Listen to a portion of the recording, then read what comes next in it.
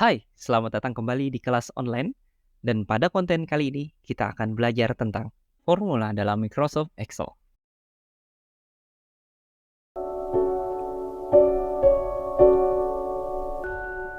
Formula atau yang lebih dikenal dengan rumus dalam Microsoft Excel itu penulisannya ada beberapa cara. Nah, kita di sini punya data X dan data Y. Dan yang ingin kita hasilkan adalah penjumlahan dari data X dan data Y. Kemudian penulisannya yang pertama itu adalah sama dengan 10 plus 10, yaitu dengan menuliskan nilai tetapnya secara langsung. Tekan Enter. Kemudian, kombinasi antara nilai tetap dengan sel referensi atau alamat sel atau mengacu pada sel terkait. Contohnya, seperti sama dengan A3 tambah 5. Cara yang berikutnya yaitu dengan hanya menuliskan alamat-alamat sel yang terkait. Contohnya adalah sama dengan A4 tambah B4. Dari tiga cara ini, penggunaannya juga berbeda-beda.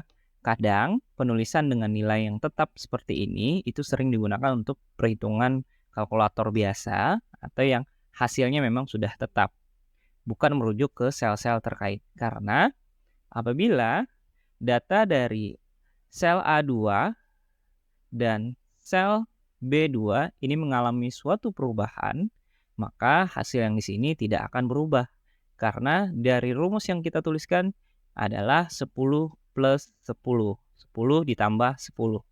Bukan apa yang ada di dalam sel ini. Contohnya, jika sel A2 kita lakukan perubahan seperti ini menjadi 5, kemudian kita tekan Enter, hasilnya tetap di angka 20. Kemudian penggabungan dari sel referensi A3 plus 5. Jadi dari sini kita lihat bahwa apabila data yang ada di sel A3 ini mengalami perubahan, maka sel C3 ini juga akan mengalami perubahan. Karena nilainya sama dengan apapun yang ada di nilai A3 ini akan tetap ditambahkan dengan 5. Contohnya 5 ini A3 kita ganti menjadi 10. Maka hasilnya akan berubah menjadi 15. Beda dengan perubahan yang ada di sel B3. Kita ganti misalkan ini menjadi 10, hasilnya akan tetap sama. Nah, berikutnya yaitu dengan mengacu sel terkait A4 plus B4. Jadi nilai apapun yang ada di sel A4 akan tetap ditambahkan dengan sel B4. Jadi apabila 2 ini berubah menjadi 5, hasilnya juga akan mengikuti perubahan tersebut. Begitu pula dengan nilai yang ada di B4.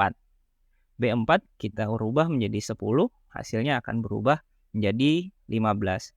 Nah, cara yang ketiga ini sering kita lakukan untuk pengerjaan yang ada di Microsoft Excel. Karena kita bekerja dengan data yang banyak, apabila ada data yang terupdate, hasil yang kita inginkan juga mengikuti updatean dari data-data tersebut.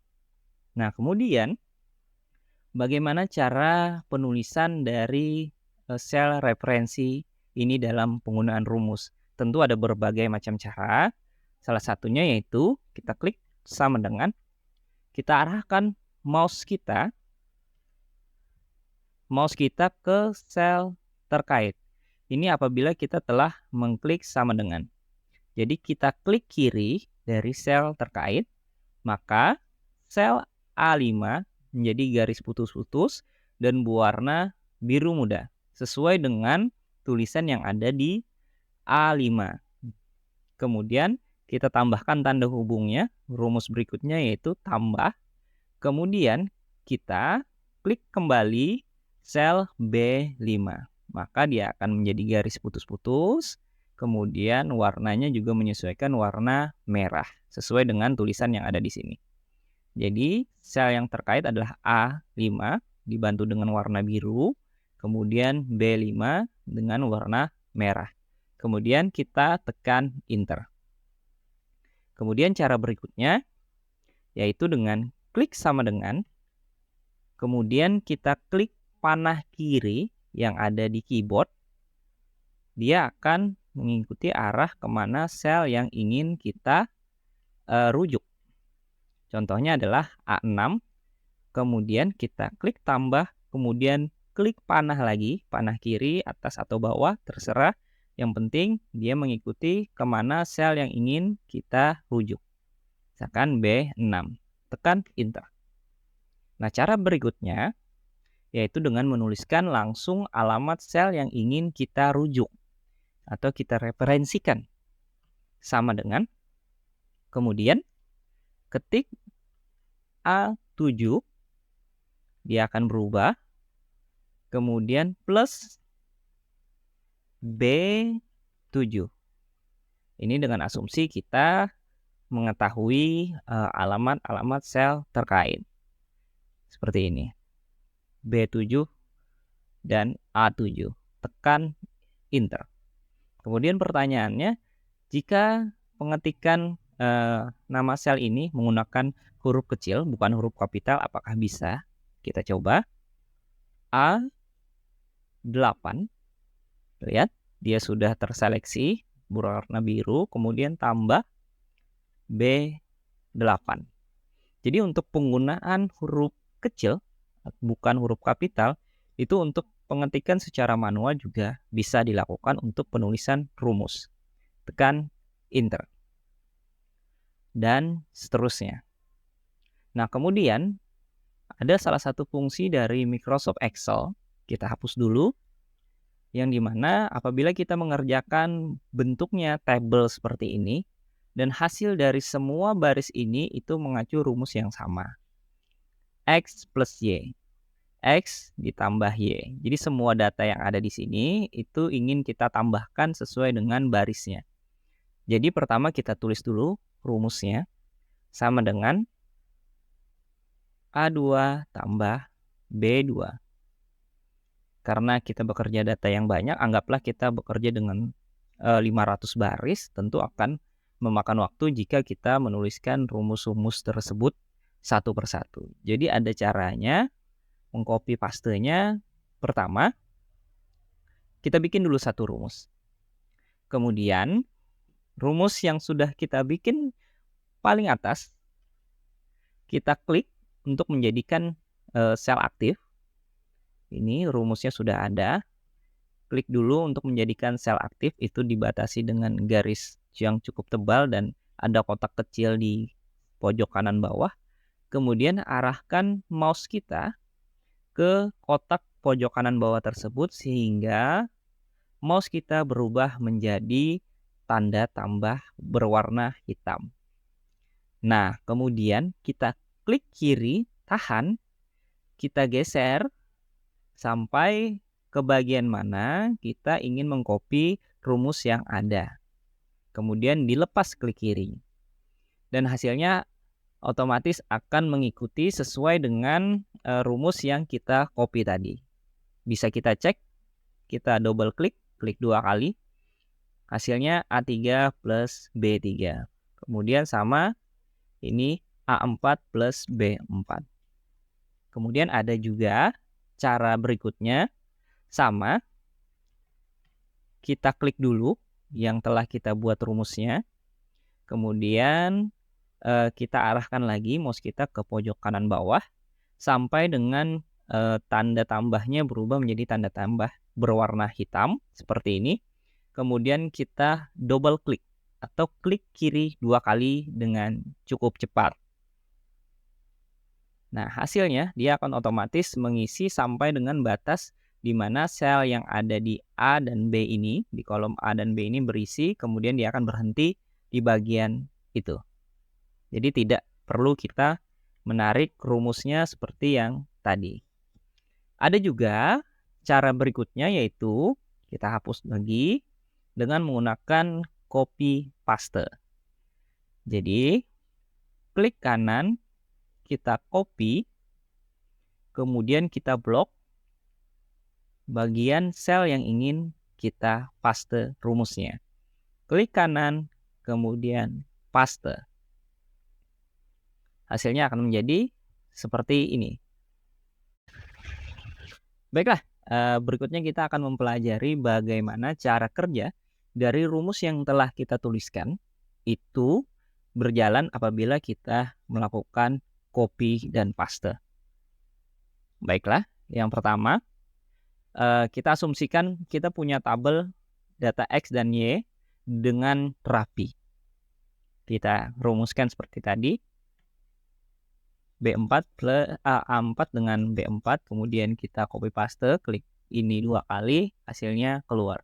Nah, kemudian bagaimana asumsinya jika kita mempunyai tabel yang tidak berurutan? Kita punya tabel X dan tabel Y, kemudian hasil yang ingin kita tuliskan adalah di bagian sini. Rumusnya adalah A12 tambah Y14. Kemudian kita enter. Apakah bisa kita lakukan double klik seperti yang tadi? Tidak bisa. Kemudian apakah bisa kita tarik rumusnya? Bisa. Apakah hasil dari 4 tambah 1 sama dengan 5? Kemudian 7, A14 tambah dengan B16 sama dengan 7. Kita lihat rumusnya mengikuti suatu pola. Nah, rumus yang mengikuti suatu pola, dia tidak mengacu pada nama sel, tapi bagaimana pola dari rumusnya. Polanya seperti apa? Asumsikan di sini adalah hasil yang ingin kita tampilkan. Kemudian poinnya A12 ini dari C11 dia akan ke kiri 1 kali, kemudian ke bawah 1 kali. Kita ganti warnanya menjadi merah. Jadi, hasil yang kita inginkan dia akan merujuk dari data atau sel yang pertama dengan pola mundur 2 kali, ke bawah 1 kali. Kemudian B14 ini 1 kali ke bawah, 1 kali ke kiri, kemudian 3 kali ke bawah.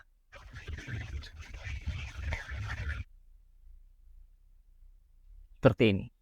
Jadi apabila rumus ini kita copy ke bagian sini, dia akan mengikuti pola tersebut. 2 kali ke kiri, 2 kali ke kiri, 1 kali ke bawah. Yang artinya sel yang akan dirujuknya adalah sel F15. F15 kita ganti menjadi 10. Seperti itu. Kemudian sel yang kedua atau tambahan yang kedua, 1 kali ke kiri, 3 kali ke bawah. Yang artinya di sel G17 kita ganti 5. Ia akan mengikuti pola dari bagaimana sel tersebut dirujuk. Seperti itu. Jadi apabila nanti ini di copy, kita taruh di bawah sini, artinya 2 kali ke kiri, 1 kali ke bawah, artinya sel yang pertama adalah sel D23, kemudian ditambahkan dengan 1 kali ke kiri, 3 kali ke bawah, 1, 2, dan 3. Nah, seperti itu cara atau pengoperasian logika dari rujukan sel terkait. Ini jika tabel-tabel yang kita hadirkan itu formatnya berbeda. Ini pembelajaran ini akan mengacu kepada penggunaan tanda absolut atau dolar. Jadi hal ini perlu dipahami terlebih dahulu. Baiklah, kita coba seperti ini. Kita mempunyai tabel dari rincian harga barang, nama barang sabun, minyak, mie, beras, kemudian mempunyai harga 3.000, 22, 3.000, dan 16.000. Kita ingin menghitung total harga dari penjualan yang ada di bulan Januari. Misalkan sabun ini terjual 10 pieces atau 10 buah, kemudian minyaknya terjual sebanyak 13 liter dan seterusnya. Ini ingin kita hitung dengan rumus sama dengan 3.000 dikali 10. Enter. Kemudian kita copy rumus ini ke bawah. Ini masih aman-aman saja. Kemudian bagaimana rumus ini kita copy, kemudian kita taruh ke bulan Februari dengan format yang masih sama. Kita paste.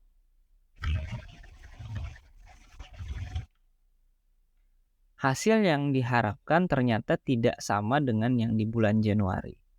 Seperti ini kita lihat E3 dari total harga yang ada di Januari malah dikalikan dengan total penjualan yang ada di bulan Februari. Karena rumus yang kita copy tadi mengikuti pola rumus yang dijelaskan sebelumnya. B3 ini adalah 1, 2, 3, 3 kali ke kiri, kemudian D3-nya, D3 ini 1 kali ke kiri dari sel yang ingin kita hasilkan. Seperti ini. 1, 2, 3. Hasilnya dari sini 1 ke kiri. Nah, jika ini di-copy rumusnya, maka polanya juga akan mengikuti seperti di sel sebelumnya. Berarti 1 ke kiri, 2 dan 3 ke kiri, sel E3 dikalikan dengan G15. Nah, sebenarnya kita ingin harga ini tetap. Apabila kita copy ke kanan, itu harga yang di sini atau acuan dari sel ini itu tetap. Maka dari itu kita menggunakan rumus atau tanda absolut atau yang lebih dikenal dengan tanda dolar. Nah, bagaimana cara penggunaan dolar? Dolar itu ada dolar di sini sebelum kolom atau dolar sebelum baris. Penggunaan yang pertama adalah karena rumus yang kita copy menggeser ke kanan, jadi yang kita harapkan adalah baris B ini itu tidak akan ikut bergeser ke bagian samping apabila rumusnya ini kita copy ke bagian kanan.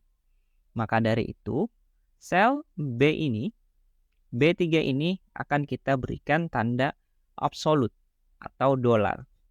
Jadi, acuan dari sel B itu tidak akan berubah apabila rumus ini di-copy atau kita geser ke sebelah kanan.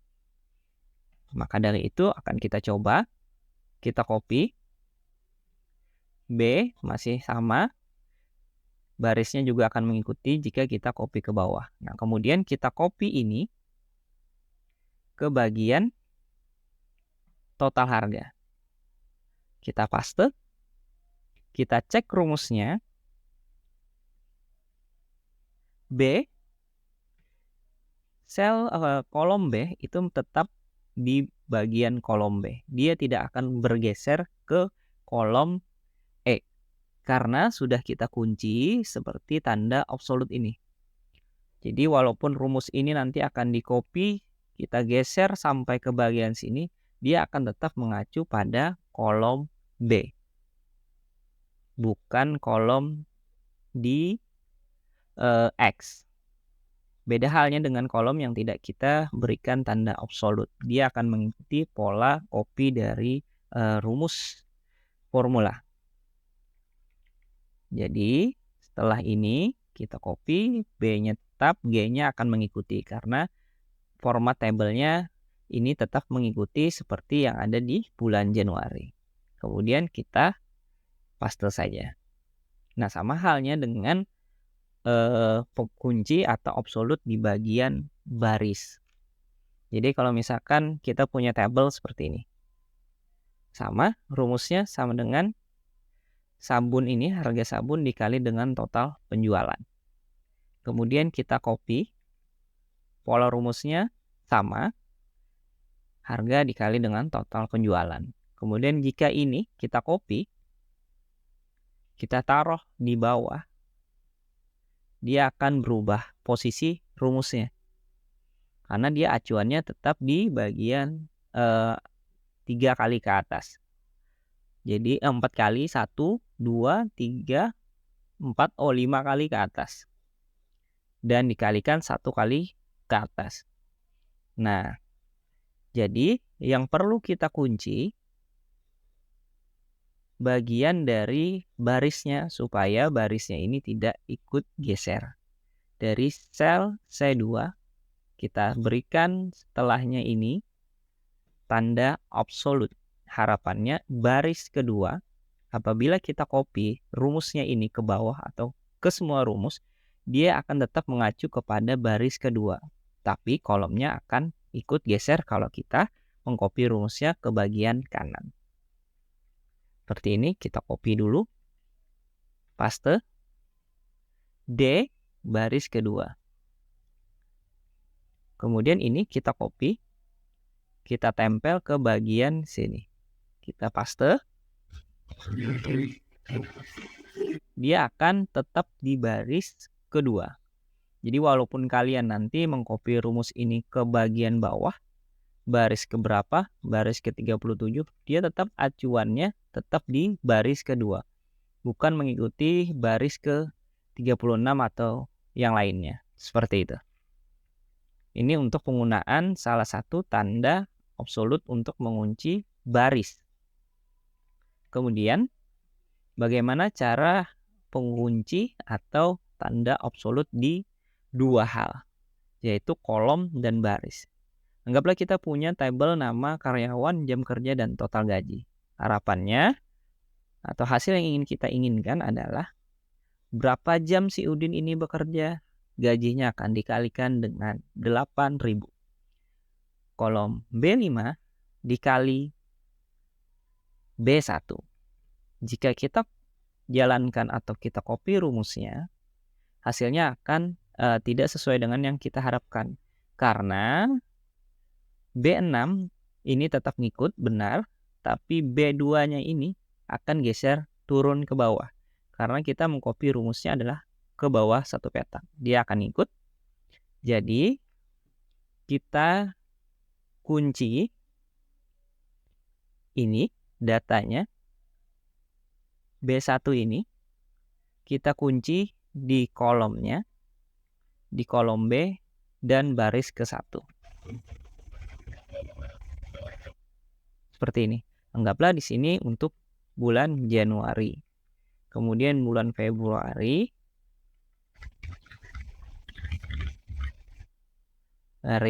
Ini kita copy.